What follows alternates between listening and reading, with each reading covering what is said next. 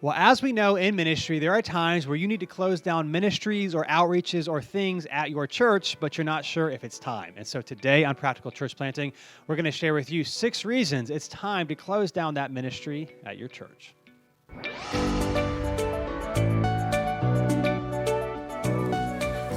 Hey, my name is Brian Brammer, and I'm with Dylan Dotson here. And today on Practical Church Planting, we are talking about 6 reasons it's time to stop that ministry at your church. And this podcast episode is brought to you by Ambassadors Ministries. Wouldn't it be nice to have a larger paid staff, to have more leaders that could give you dedicated time to the mission God has given to you or your church plant? Of course, we know the answer to that is yes, but often a church plants and just churches in general, their finances just won't allow for it. And so Ambassadors Ministries wants to help. They enable you to hire the leaders you've identified by coaching them to fundraise a full, part-time, or a supplemental salary. And the best part about it is it does not cost your church anything. And so they support them in all the administrative tasks of fundraising so you can remain focused on the hard work of church planting. So check them out at ambassadorsministries.com. So that's plural, ambassadorsministries.com, or in the show notes for more information. And, if you've listened to this podcast for a while, before we went live on this, I said Brian is the first person we have hired at New City Church that did not have to raise support. And we're almost celebrating 6 years. And so It's been a big help for us over the years, especially in the beginning when you have people that might want to do things, but you don't have the money to pay them. A lot of campus ministries do the support raising model, and your church can do it as well. So check them out, ambassadorsministries.com. Now, today we're talking about something that impacts all of us, and that is when it's time to close something down that your church is doing that, it's just time to close it. Yes. And I'm trying not to give away points here, but you don't know if you should. And so if you're struggling with maybe there's a particular ministry or thing your church has done for a while, and you're like, man, I'm not sure if we could do in this, or maybe something you started, and you're like, I don't think this is a good idea anymore. How do I know when it's time to move on? We're going to give you 6 reasons it might be time for you to consider as you're thinking through these things. Here's the first one. Number 1, you have no one that wants to lead it. And that also includes you.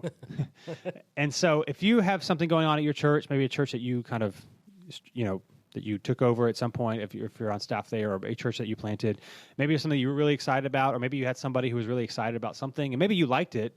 Maybe that person has since moved on, or they're just the excitement has waned. Basically, if you have a ministry or something that your church is doing and nobody wants to lead it, and you also don't want to lead it, it might be a sign that it's time to close it down. Now, of course, it's not like, life and work is not like everything's amazing all the time. So it's not like saying, like, if you're frustrated at all, you shouldn't do it.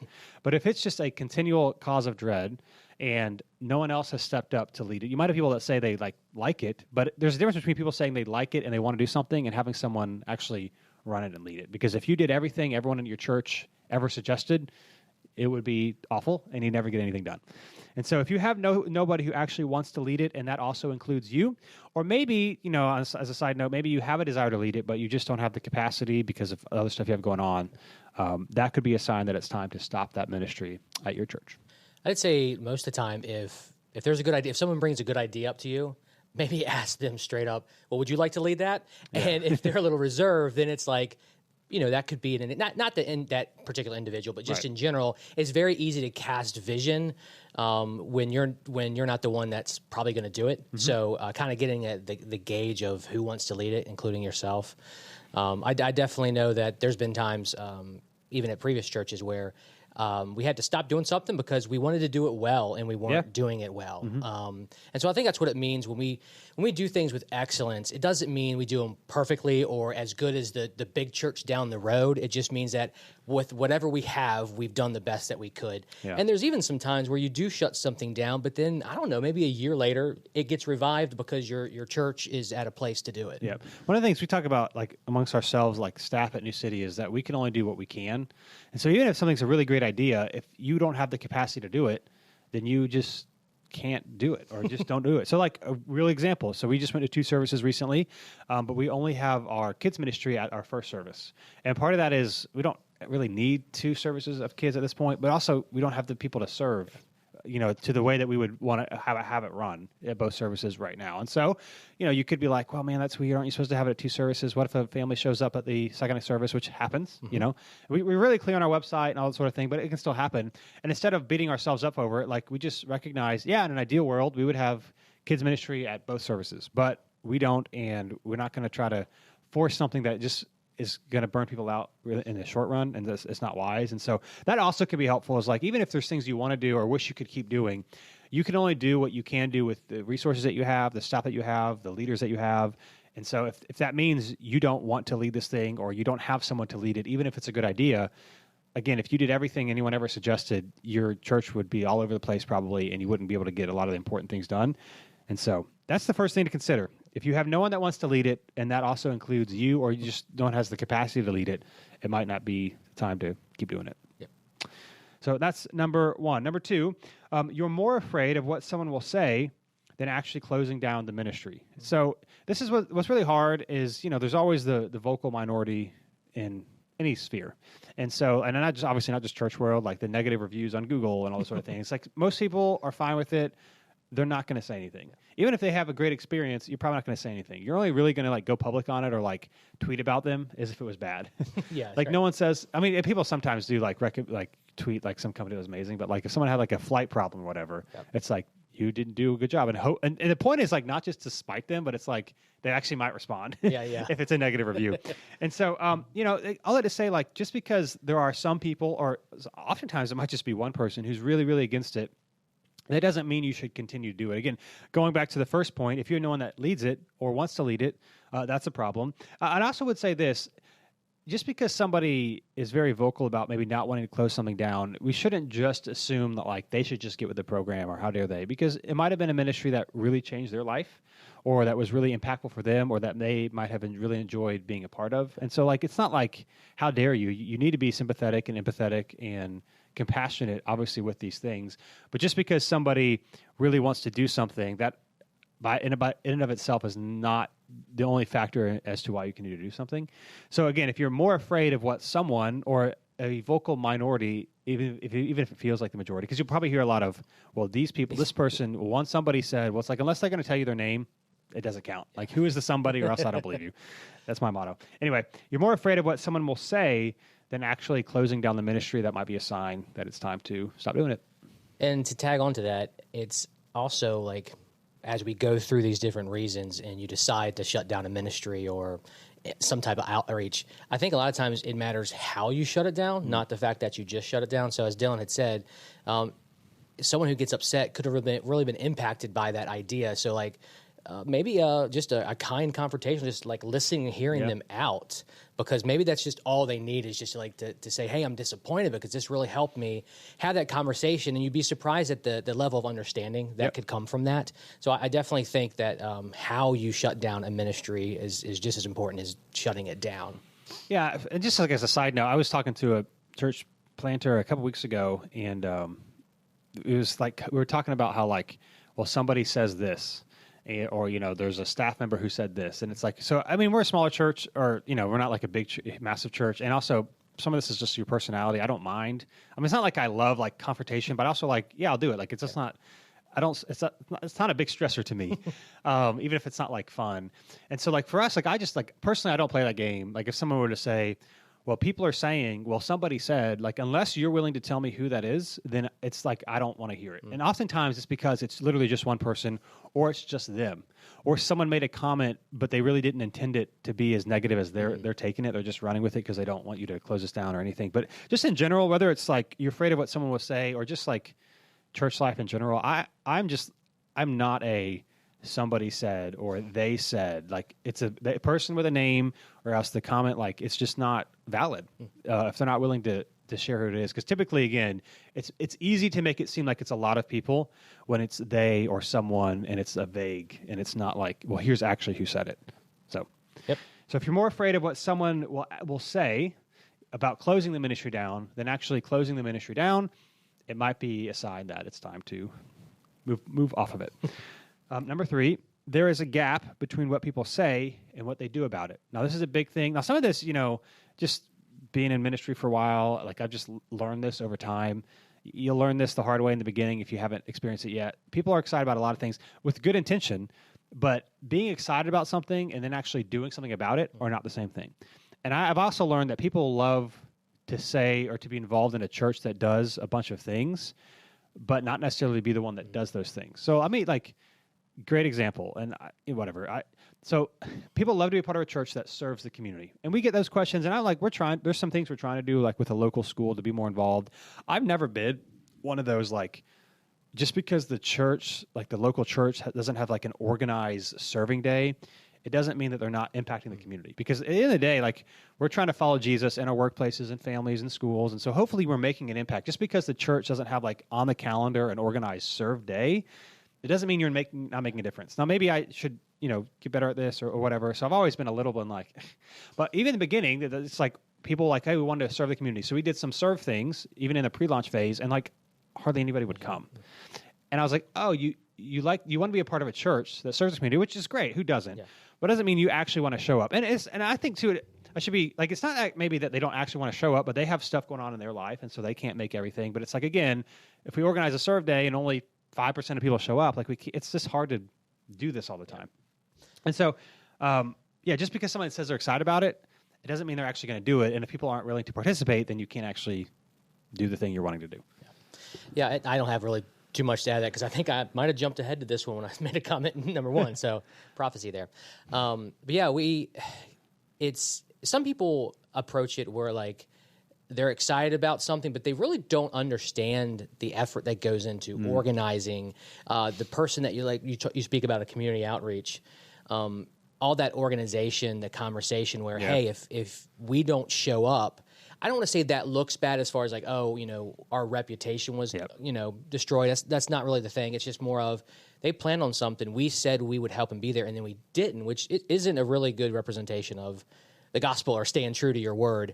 And so it is definitely one of those things where when people get excited about something and you've tried it and it's not working, it's okay, because more than likely they're not as excited as they said they were, because they didn't show up. So it seems kind of like plain, like just look at the proof.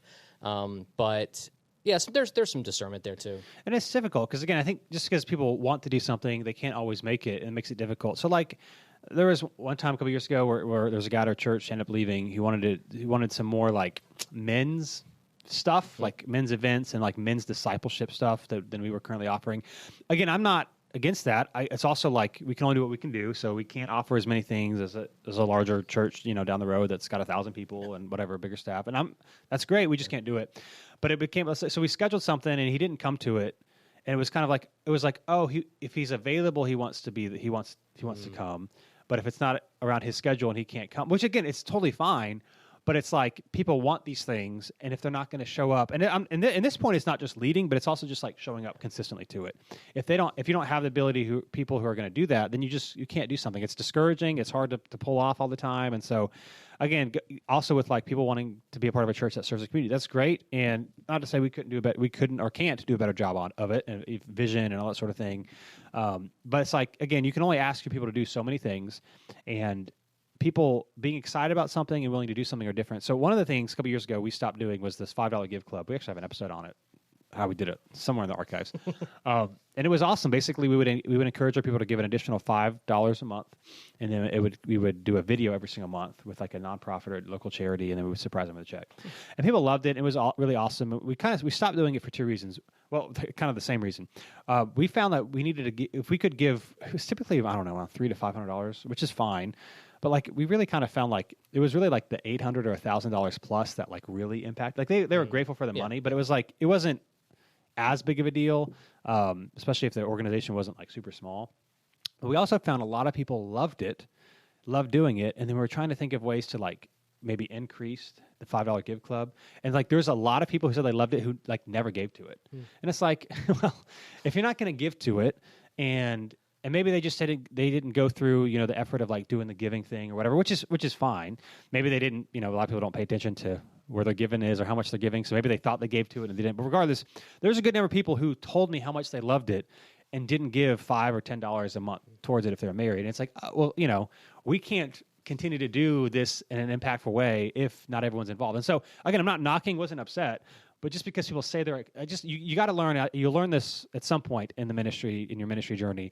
Excitement doesn't mean commitment. And so I think to your point earlier, when somebody brings ideas, encouraging them like, okay, what would this look like? Why don't you write down something and see how it works? And and getting a commitment that way as opposed to just starting something and then faltering. I think another point too is, we've just found instead of just like starting some new church ministry thing and like telling people about it, is to do it more organically, or like have them do a couple of events and tell people about it, whatever, but don't make it like this church official new ministry. Like, let's say you have someone who really wants to disciple women or just wants to create friendships for men in the church. Well, instead of saying, hey, we're starting a new ministry, they're meeting on the third Friday of the month.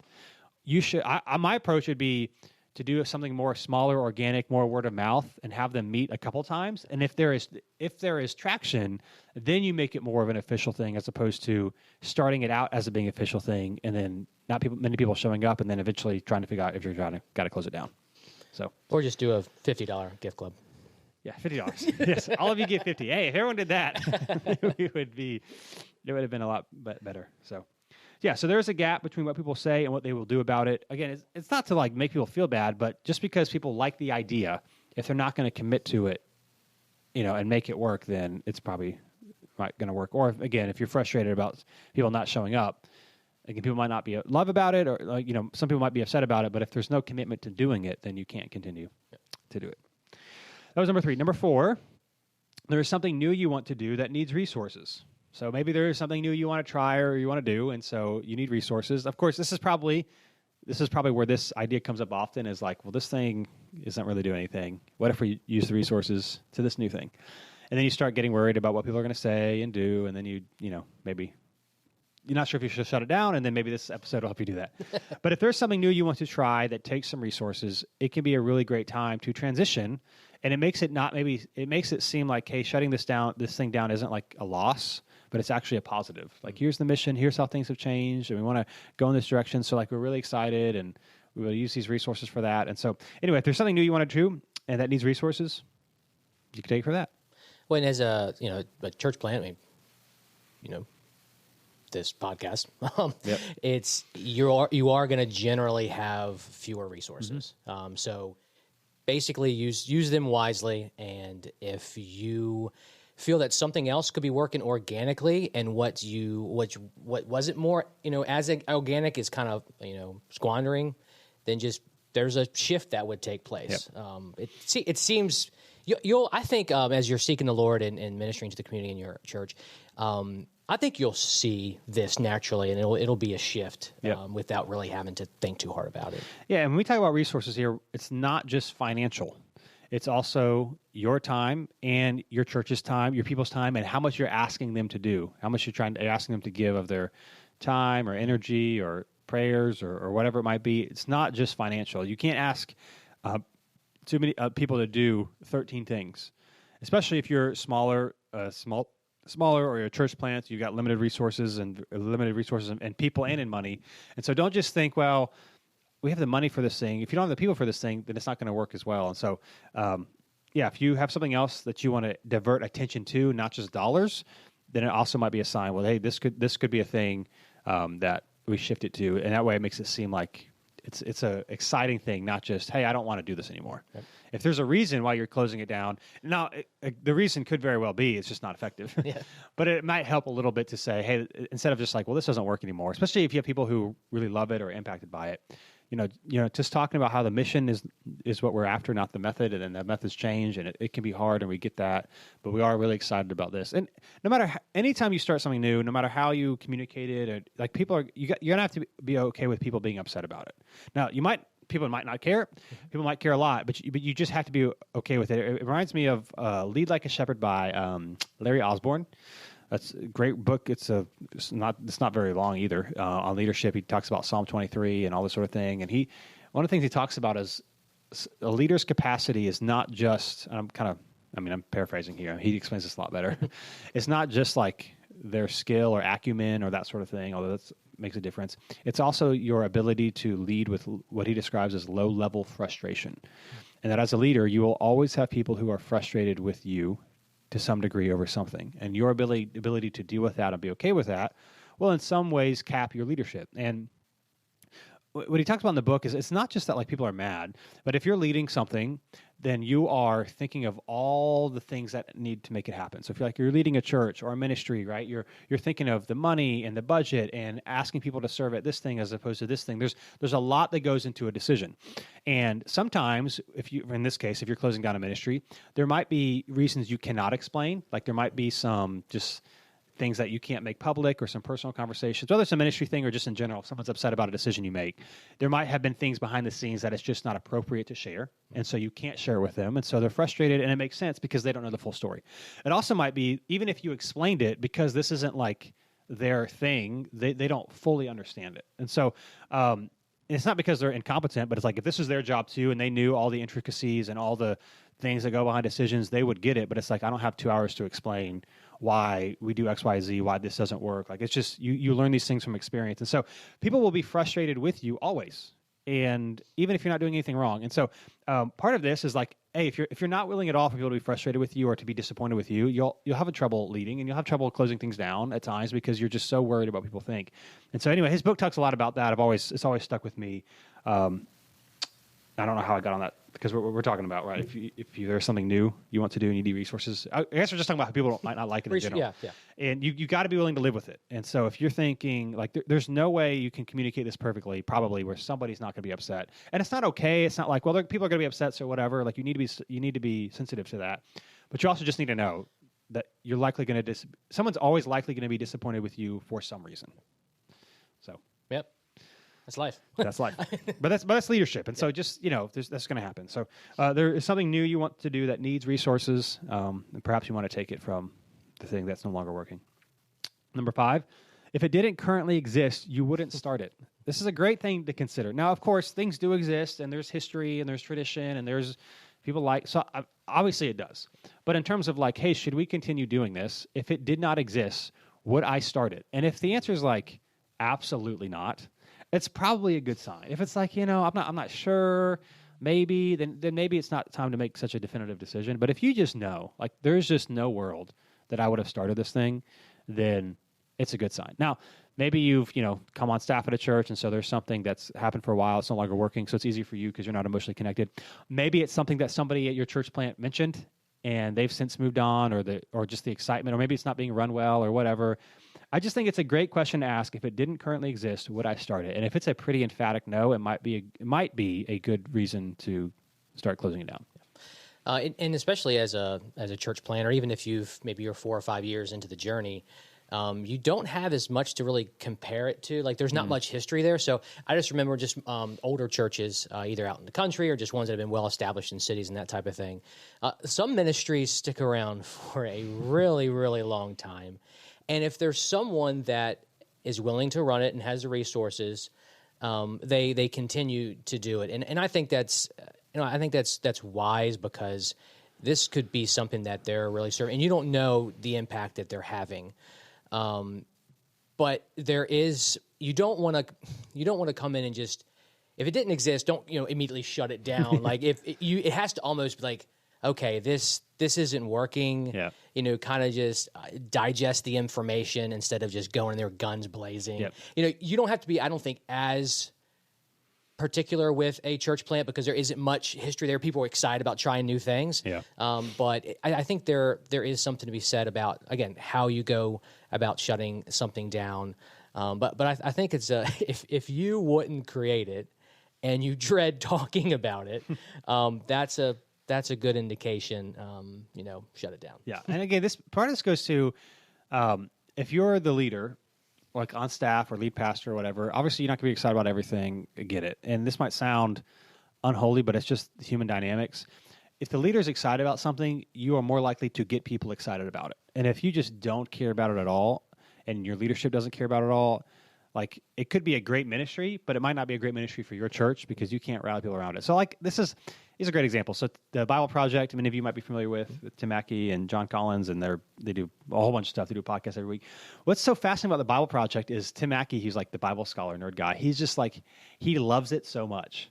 And so it's so funny listening to the episodes, and like John will laugh too, because he's the guy that just like asks the good questions of like the normal person, like, I don't understand what's happening. Can you explain this better? And not to say he's not intelligent, but he's more of the creative side of it. But it's like Tim's love for the nerdiness of Scripture. You can't help but listen and be like, oh, that's really cool. Yeah, I might not care, but because you like, it makes me want to care. And so that's a big thing. Like if you and there's just nobody that really wants to do it. And it can't just be someone at your church. Like if you don't have anyone in leadership that wants to do it, I'm not saying close it down, but it might be a good reason to, because it's just not going to come across as effective. And so again, if it didn't exist, it doesn't mean like tomorrow shut it down, because you have to be sensitive of things and desires and history and tradition. But it's just a good idea, to maybe consider it. And also I would think, maybe this might be counterintuitive, but closing things down actually can be a way of realigning people on your mission and what's most important, because it's Jesus and whatever your mission statement is. Ours is helping people meet Jesus and grow in relationship with him. And this thing is not helping us accomplish that. And so although some people might be bummed or whatever, it's a great time to kind of remind people what's most important and to get people focused on what is most important. And it's not just doing stuff because we've always done it. So it's a good mission vision moment as well that you can take advantage of if you communicate it clearly. But if it didn't currently exist, you wouldn't start it. Might be a good sign to close it down. And then last but not least, you would advise someone else in a similar situation to close it down. So one of the best questions you can ask yourself and others, like when I'm meeting with people and they're trying to make a decision, one of the things I often ask is, what would you tell your friend in a similar situation as you to do? And the reason why this is a good question is it takes some of, you're still in it, but it takes some of the emotion out of it, because it's so easy for us, like when someone comes to you with a problem, like, well, just do this. Why don't you just do this? Because we don't have the relational dynamic of what will happen if we do that decision, even if it's the right decision to be made. And so taking a step back and saying, what would you advise someone else in a similar situation to do? It doesn't mean it's going to be easy, but it might tell you, oh, this actually is the right thing, because this is what I would tell someone to do, because I wouldn't have to I don't have to deal with the changes in the relational and maybe the frustration. But you should still potentially do it. And so what would you, if someone was in your same situation, what would you tell them to do? And I think you know pretty intuitively what the answer to that is, and so it might be telling you what you should be doing in your own situation.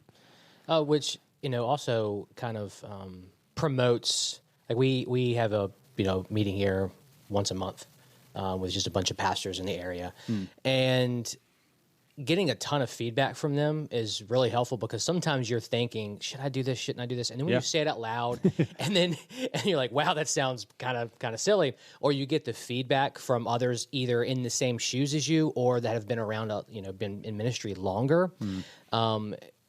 Giving them advice and then internalizing that advice. It's going to give you your answer. So it's one of those things of don't do the whole do as I say, not as I do. Right. It's if you tell them, then you also need to tell yourself. Yeah.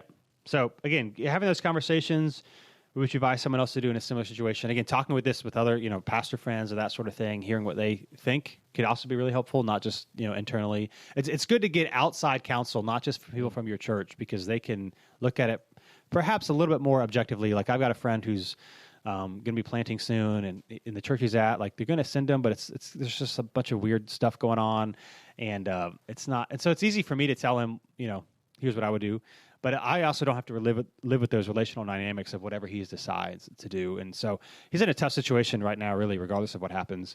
But it's just still like he says, it's still helpful, because I'm like, hey, listen, I don't have to deal with it. I know it's easy for me to say, but he's like, but it's still helpful to know what someone else who's not in the midst of all of this was thinking and doing. And so would you advise someone else in a similar situation to close it down? That might be a sign that the answer for you is to do the same thing. So those were 6 reasons it's time to stop that ministry at your church. Again, a couple other things with this episode, ambassadorsministries.com.